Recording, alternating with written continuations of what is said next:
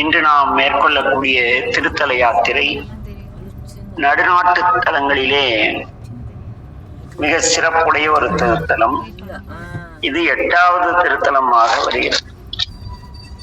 இந்த ஊர் மக்களால் திருநாமநல்லூர் என்று வழங்கப்படுகிறது. ஆனால் அரசு பெயர் பலகைகள் முதலியவற்றிலே திருநாவலூர் என்று உள்ளது. சென்னை திருச்சி பைபாஸில் சென்றால் உளுந்தூர்பேட்டைக்கு முன்பாக மடப்பட்டு தாண்டி மெயின் ரோட்டிலே இந்த ஆலயம் ஊராட்சி இடப்பட்டமாக செல்லும் சாலையிலே உள்ளது.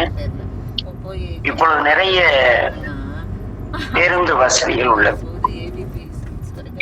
சுந்தரமூர்த்தி நாயனார் அவதாரம் செய்த தலம். சுக்கிர பெருமான் நவகிரகங்களே சுக்கிரன் வழிபட்ட திருத்தலம். என்னுடைய திருநாமம் பக்த ஜனேஸ்வர். தாயாருடைய திருநாமம் மனோன்மணி சுந்தரநாயகி சுந்தராம்பிகை என்பது. தலமரம் நாவல் தீர்த்தம் கோமுகி தீர்த்தம். சுந்தரருடைய பாடல் பெற்ற திருத்தலம். அருணகிரிநாதரின் திருப்புகளும் இங்கு பாடப்பட்டுள்ளது.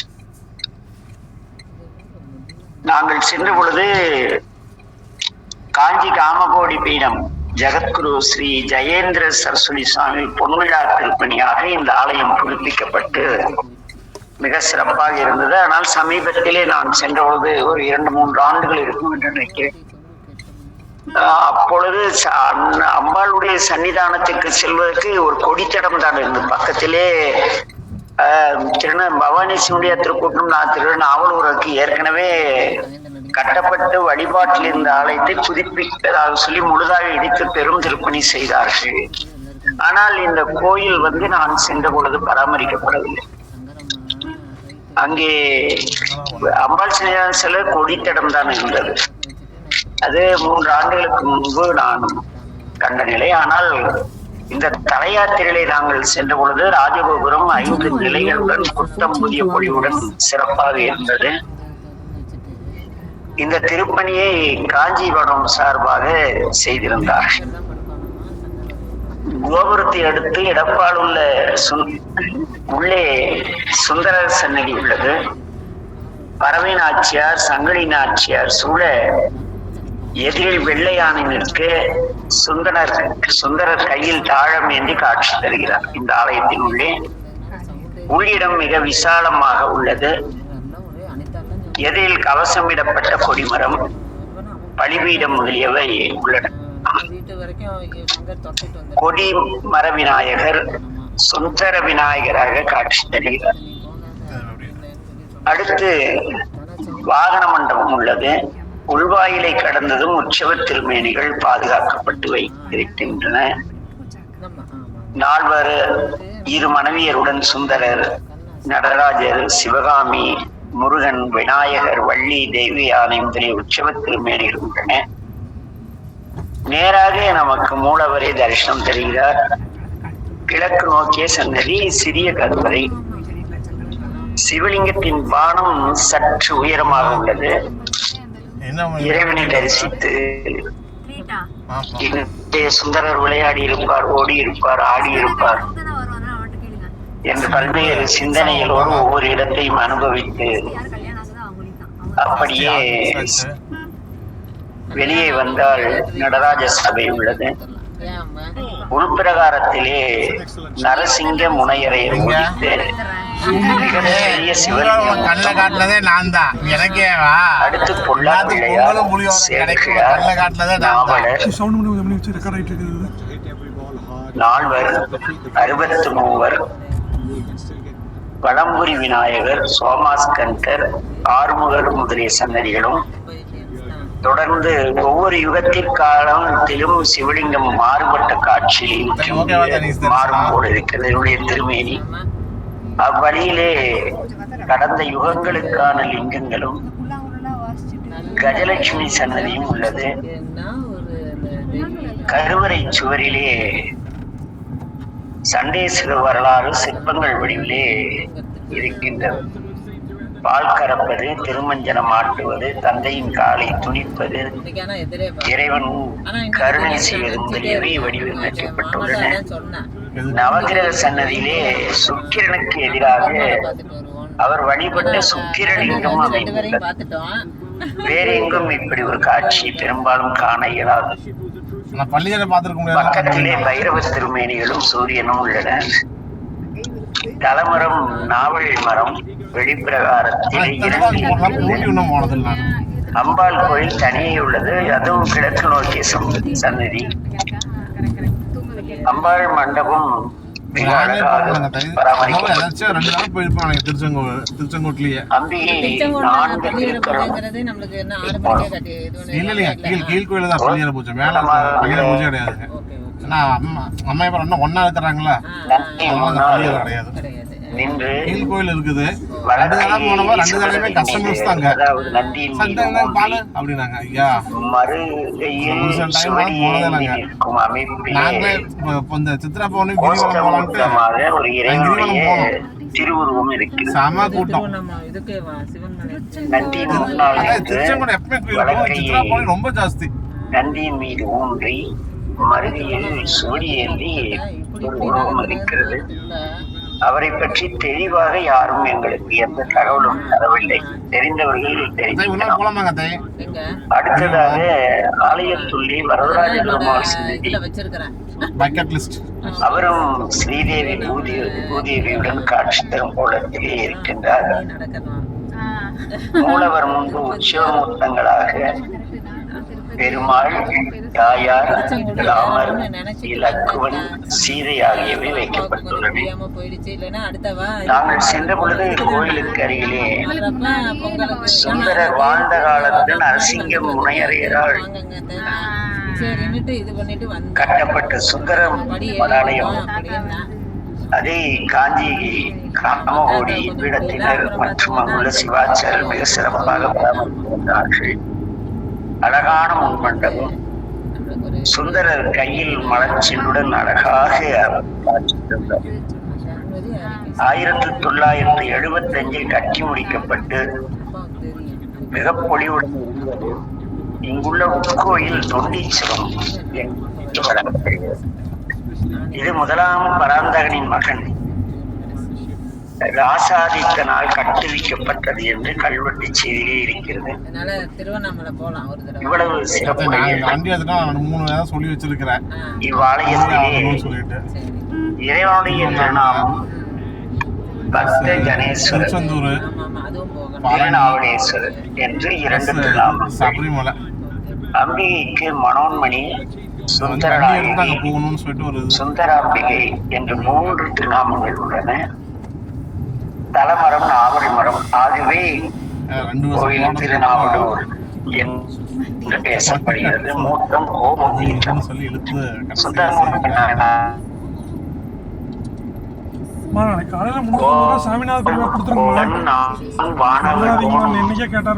குற்றேவல் செய்ய மேவலர் முப்புறம் முத்தி எழுவி 350 ஓர் அம்பினால் ஜிபே பண்ணி விட்டுருவோம். ஏவலனார் குறி வைத்து என்னை ஆளும் கொண்ட நாவலனாருக்கு இடமாக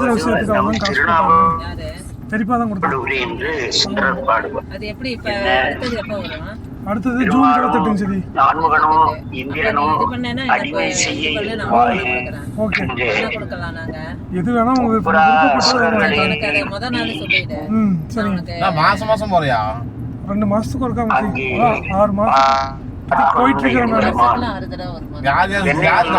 நம்ம வீட்டுல அடிமை கொண்ட நாவலூர் இறைவனுக்கு இடமாவது சொந்த அவங்க பணம் அவங்க தான் கொடுக்குறாங்க. சாமானெல்லாம் வாங்கிட்டு வந்தாங்க. கூட மாட போய் எடுத்து வச்சு ஏதாவது பண்ணிப்பாவிலே பன்னரிதாம் நாவலூர் சுரேஷ் ஏமாத்த பையன் ஆரூராம் நாவலூர் ஞானியரும் ஞாபகமே என்று வள்ளல் பெருமாள் பேசுகிறார். இத்தகைய சிறப்புடைய திருத்தலம் ஏற்கனவே இருந்த ஆலயத்தை அன்னூர் போயிட்டு இருக்கிறோங்க. சமீபத்தில் புதுப்பித்த பொழுது அதனுடைய ஒரு 90,000 ரூபாயிலே அந்த அடியேனும் தம்பி தேவா மற்றும் ஸ்தபதியாரும் தட்சிணா சென்றிருந்தேன். ஏதோ தயிர் சாதம் கொடுத்தார்கள். அடுத்த நாள் வந்து 63 விழா என்று நினைக்கிறேன். அங்கு அடியாரும் பணி செய்யும் அடியார்கள் தானே, அவளுக்கு ஏதாவது தக்காளி சோறு அது கொடுங்கப்பா, நம்மளுக்கு தயிர் சாதம் அப்படின்ட்டு கொடுத்தாங்க. சாப்பிட்டோம். அப்பொழுது பேசிக்கொண்டிருந்த பொழுது தேவராஜனிடம், தம்பி அடியாரில் அரசனாக வாழ்ந்தவர் சுந்தரர், அவருக்கு ஆலயம் அமைக்க வேண்டுமானால் குறைந்தபட்சம் 3 கோடி ரூபாயில் அமைக்க வேண்டும் என்று என்னுடைய பேராசையை தெரிவித்து கலந்து ஆலோசனை செய்தோம். அந்த நேரம் எப்படியோ திருவருளால் கிட்டத்தட்ட ஒரு 14 கோடி ரூபாய் பக்கம் வசூலாயிற்று. அதிலே ஒரு சிறு குழப்பமாகி கடைசியிலே அந்த பணம் திருநாவலிலே பாதி பணம் அது நிறைய பிரச்சனைக்கு பிறகு எல்லாம் போய் தர்ம ஆதீனத்தை எல்லாமே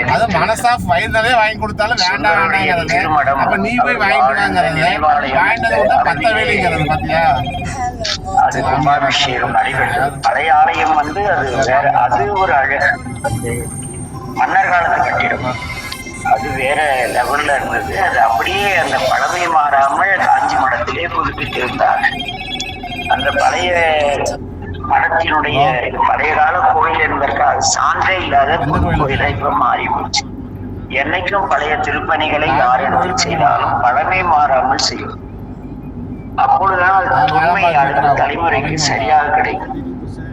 இல்லையெனில் இந்த ஆலயம் இந்த மடம் இன்னாரால் கட்டப்பட்டது என்று அந்த வரலாறு அழிந்துவிடும்.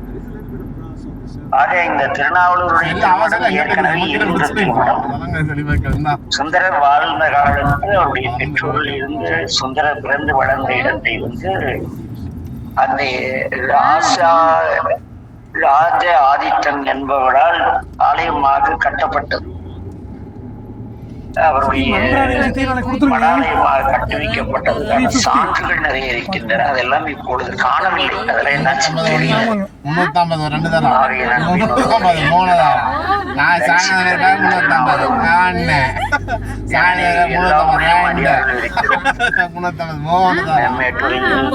நாங்கள் இருக்கிறோம், பவானியில் அவர்கள் இருக்கிறார்கள், ஈரோட்டிலே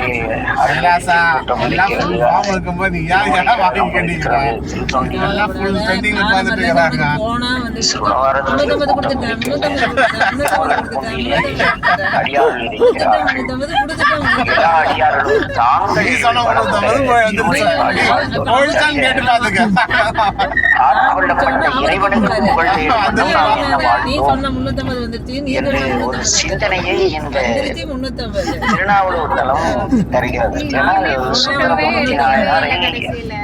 இறைவன் ஆண்டு கொண்டார்.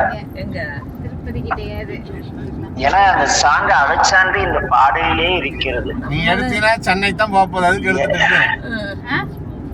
ஏவலர் முப்புறம் தீயழு வித்தவன் ஓர் அம்பினால் ஏவலனார் வெண்ணெய் நல்லூரில் வெண்ணெய் நல்லூரில் வைத்து என்னை ஆளும் கொண்ட அந்த ஆட்கொண்ட இறைவனுக்கு இடம் இந்த திருநாவலூர் என்று வரலாற்றிலே அந்த ஊரின் பெயரை நிலைக்க செய்த அடியார்களாக எத்தனை பேர் வாழ்கிறோம் என்று ஒரு சிந்தனை விதைத்து நாமும் நம்ம ஆட்கொண்ட இறைவனின் புகழ்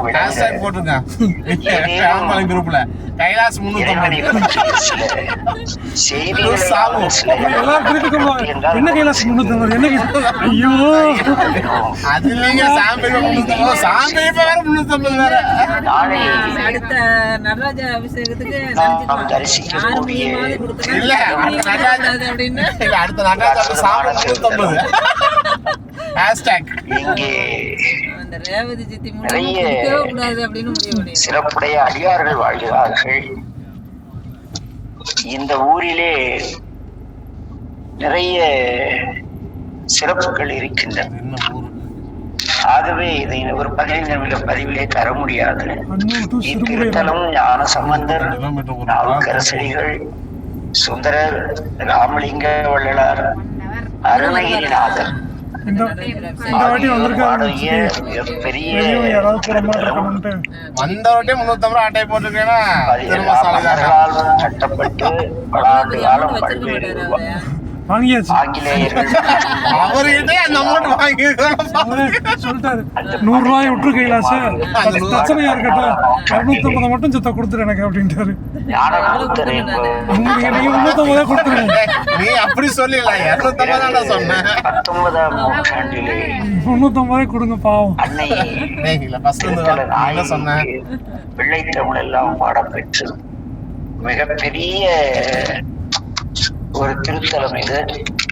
அதே போல 1976களிலே நம்முடைய நடுநாட்டு தலங்கள் எல்லாம் பாழ்பட்டு அழிந்து போகும் நிலையில் ஒரே புல் பூண்டு முளைச்சி இருந்த காலத்துல நாளை நாம் பார்க்கக்கூடிய திருத்தலத்தில் இருந்து ஒரு நல்ல உளவாரத்தில் கூட்டம் தோன்றி யூடியூப் சேனல் ஊருக்கு எல்லா கோயிலும் மணி செய்துதான் வருகிறார்.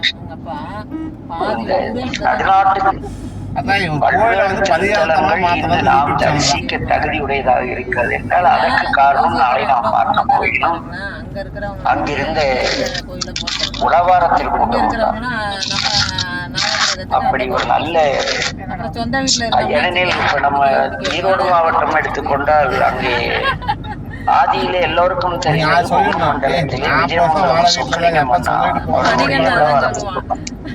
அந்த திருக்கூட்டம் இல்லை எனில் நிறைய ஈரோடு திருப்பூர் மற்றும் கோவை மாவட்டத்திலே நிறைய கிராமிய கோயில்கள் அழிந்து போயிடும். ஏனெனில் நாங்கள் பல ஆலயங்களுக்கு ஒவ்வொரு மாதமும் சென்று இப்ப மாதிரி கட்டி சோறு அங்க சோறாக்கி போடுறதெல்லாம் கிடையாது. அவங்க ஏதோ வேலைக்கு போற மாதிரி கையில டிஃபன் பாக்ஸ்ல உணவு எடுத்து அந்த உணவை கொண்டு போய் அவங்கவுங்க தான் சாப்பிட முடியாது. கொண்டு போயிட்டு உழவார பணி செய்த பிறகு புளிசோறு கொண்டால தனியா ஒரு குண்டால, தயிர் சோறுல ஒரு குண்டாவில, லெமன்ல ஒரு குண்டாவில எல்லாம் கொட்டி கலக்கி அதை அந்த அடியார்கள் மக்கள் வந்து தொண்டு செய்த தொண்டர்கள் பகிர்ந்து கொள்வோம். உணவளித்தால் தான் உழவார பணிக்கு வருவோம், தங்குமிடம் கிடைத்தா அதெல்லாம் எங்களுக்கு கிடையாது. அந்த உழவார திருக்கூட்டத்திலே அன்று இன்று மற்றவர்களை பார்த்து பாவம் அதிலிருந்து நிறைய வயதாகிவிட்டது. அப்படி அதிலிருந்து பிரிந்த திருக்கூட்டம் வந்து சேக்கிழார் உழவார திருக்கூட்டம் கோபி ஞானசம்பந்தம் அவர்களுடையது. அவர்கள் எங்கு சென்றாலும் அவர்கள் முன்னின்றவர் பலருக்கு ஆசான், பெரும் செல்வந்தர்கள் எல்லாம் அவர்கள் எங்கு சென்றாலும் நல்ல சாப்பாடு கிடைக்கும். ஆனால் தீட்சை வாங்கியவர்களுக்கு வடைபாயசத்தோடு சோறும், மற்ற பணி செய்த அடியார்களுக்கு புளி சோறும் தயிர் சோறும் தான் கிடைக்கும். அந்த பாகுபாடு வந்து இந்த அப்பரடிகள் திருக்கூட்டத்திலே இருக்காது. அதுபோல ஆனால் அந்த நடுநாட்டு திருத்தலங்கள் தொண்டு செய்தவர்கள் அவர்களோடு 2-3 உலகால திருப்பணிக்கு சென்ற பொழுது அவர்களுடைய தொண்டின் உரைப்பை நான் இன்று வரை எங்கும் காணவில்லை. அப்படி நல்ல பழுத்த மனதில் அடியார்கள். அடியார்கள் பழுத்த நிலையில் இருக்கிறார்கள். சாமி நல்ல செழிப்பான ஆளுமை மிக்க அன்பு மிக்கராக இருந்தால் மட்டுமே அடியார்கள் பழுத்த மனது அடியார்களாக இருப்பார்கள். அவ்வழியிலே ஒரு மிக சிறந்த திருத்தலம். நாளை அத்திருத்தலத்திலே பயணிப்போம். நமச்சிவாய் வாழ்க, எல்லா உயிர்களும் இன்புற்று வாழ்க. திருச்சிற்றம்பலம். நமச்சிவாய் வாழ்க ஐயா.